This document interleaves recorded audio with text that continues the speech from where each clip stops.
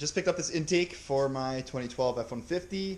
I'm going to unbox it, show you what it's all about, show you the install, a drive before, a drive after, and see how it sounds. I just picked up this K&N intake kit. You can see here it fits 11 to 14 5-liter V8. I'm going to take it out for a drive and we'll see how it sounds under wide open throttle now. I will show you the install and see how it sounds after the intake install. It's been a wicked truck. So it just rolled 400,000, so I figure now it deserves a little treat, you know. I made it this far. We're gonna put the intake on it. I will have to move some stuff. My snowblower here, move this guy. We'll pull it in and get to it.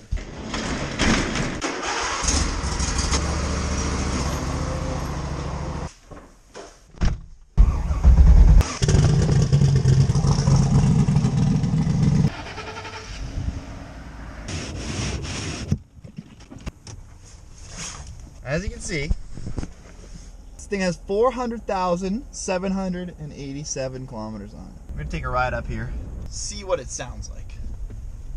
Old saying that I've heard a lot of people say, when it's slippery out or cold out, gotta put her in 4x. She in 4x? She's in 2x. Shifting into 4x. Now we're in 4x. We're going to wind this baby out. Listen to this old coyote howl a bit.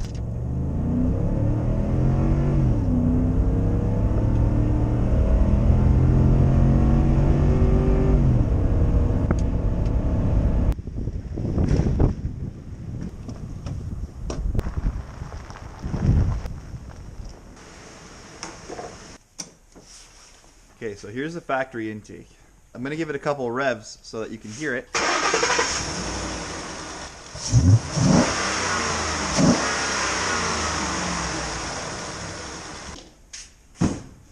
So this is the intake kit here. Part number is 572581.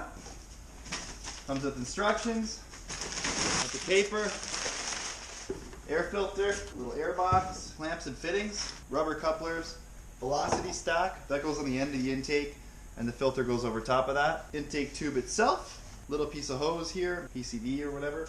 And then this seal here, which is probably for the top of the air box. So this here will give you a step-by-step of the install procedure. It does seem pretty straightforward, and I'm sure you'll see in this video that it is quite simple, and if you have a couple basic tools, anybody can do this in their home garage. Step 1. Turn off ignition, disconnect the negative battery cable. Got my 8mm socket. Step 2, release the red locking tab and disconnect the mass air sensor. So you just pull this guy forward a bit, just like that. Step 3, rotate the locking tab and unhook the crankcase vent hose from the factory intake tube. That's this guy right here. Now you can get access to that tab.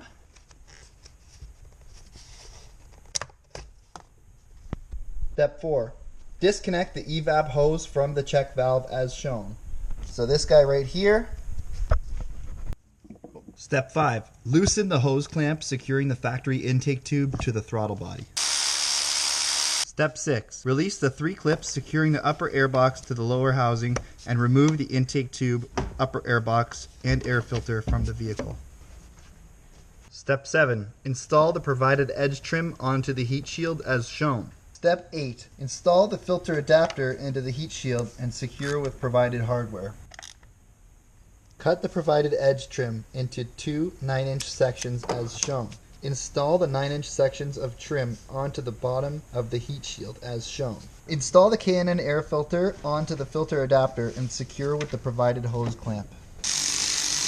Page 2, remove the center airbox retaining clip. Just take your little screwdriver and bend this up. Install the heat shield and filter assembly onto the lower airbox and secure with the factory airbox retaining clips.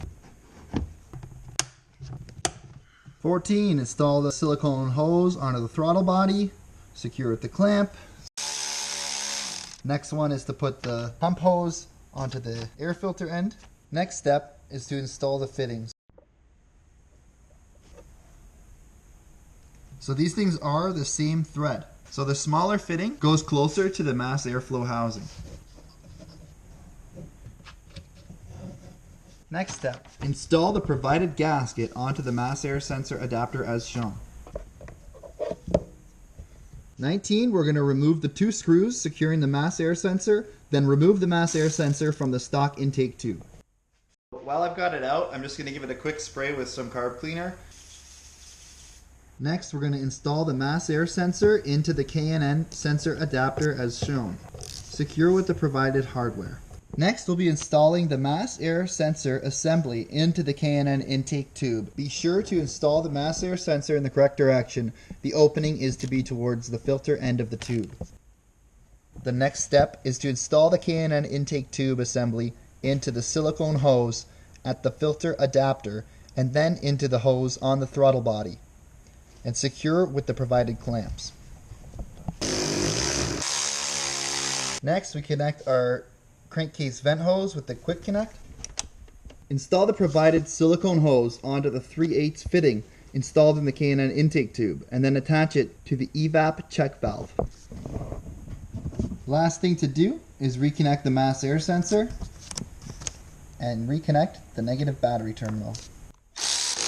So I'm done the install with the cold air intake. I'm going to fire it up now and we'll see if there's any difference in sound.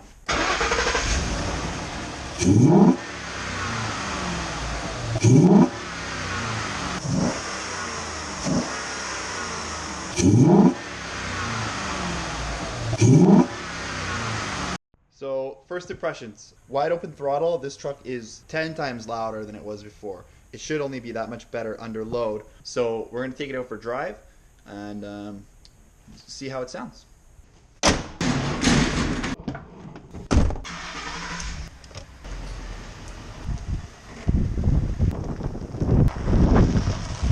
So for right now, under normal driving and normal acceleration, I did notice you can hear the engine a little bit, like the intake noise just a little bit louder than before. I'm gonna go to the old stomping grounds here to do what they call a test hit in the drag racing world. But I don't drag race, so I don't do test hits. So I'm gonna do the same test here. Start from a stop.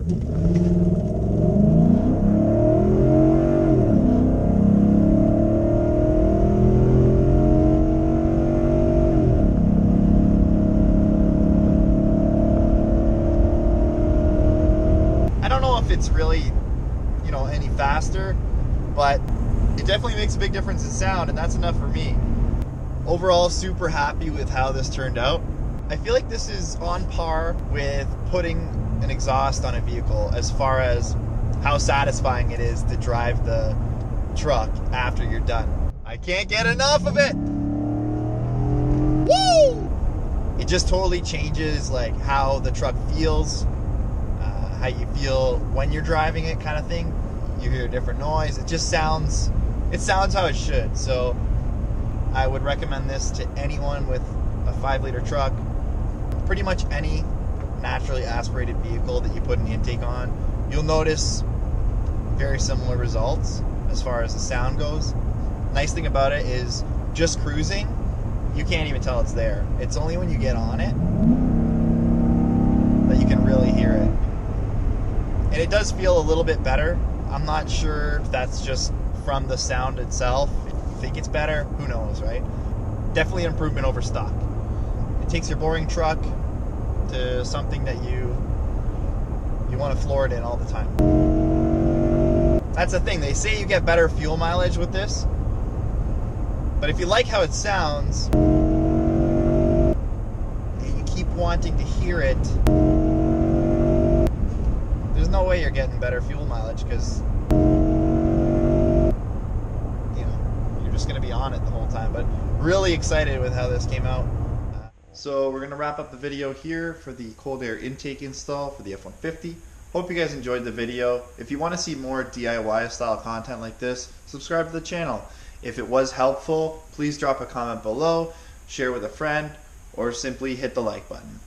Just want to say thanks for watching. We'll see you next time.